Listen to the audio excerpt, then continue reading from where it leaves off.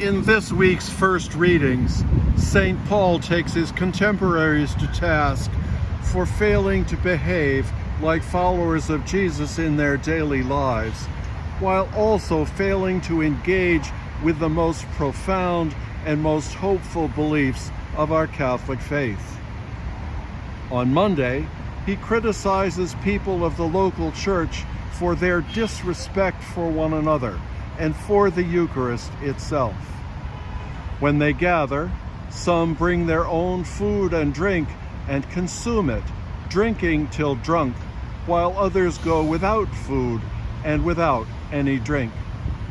In such a state, he asks, how can the eaters and the drinkers celebrate the Eucharist? Worse, he says in today's reading, how can you deny that Jesus rose from the dead?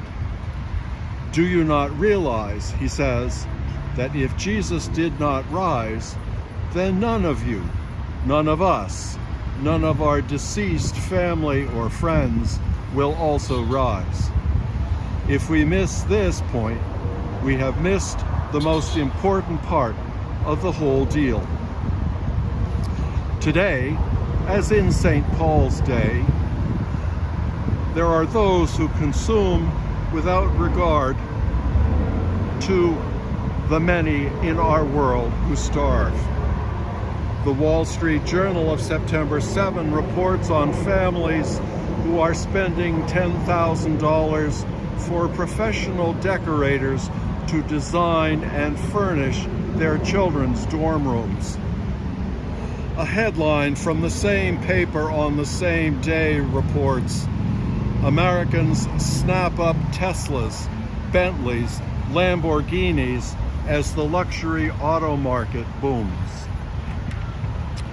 And the New York Times on September 2nd offers a description of what goes into a $500 million to $600 million yacht owned by a Russian oligarch or Westerners like Jeff Bezos. Why is it that these headlines are not met with universal derision or with protests in the street? Some respond that everyone harbors a desire, perhaps unspoken, to enjoy that kind of wealth. Others shrug and say that the system is unjust and beyond repair. If either or both of these are true, where does that leave us who feel a desire to follow the poor Jesus, who spoke the truth to those in power and who spoke a word of comfort to those who suffered? Perhaps his word to us today is to remind us that our inner peace depends on our inner desires. A desire for this kind of wealth and the power that goes with it can leave us heart heavy if we never obtain such wealth and power. Actually possessing such wealth leaves us with, well, a $10,000 dorm room or a Lamborghini. In other words, with toys that we can outgrow or drive into a ditch or leave at home as in a museum.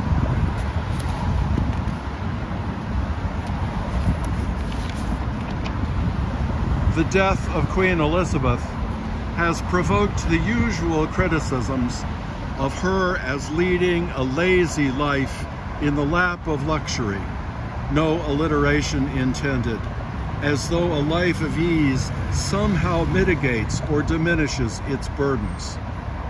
The portrayal of Elizabeth in the recent series The Crown helps us see the burdens of her luxury-filled life, the unexpected burden of becoming queen, a life led perpetually in the spotlight, and one's family dysfunction being made known worldwide. Does great wealth minimize those realities? Those with wealth and those without know their own reality, and, I expect, misunderstand the lives of those different from themselves. As usual, We know people from the lives they lead.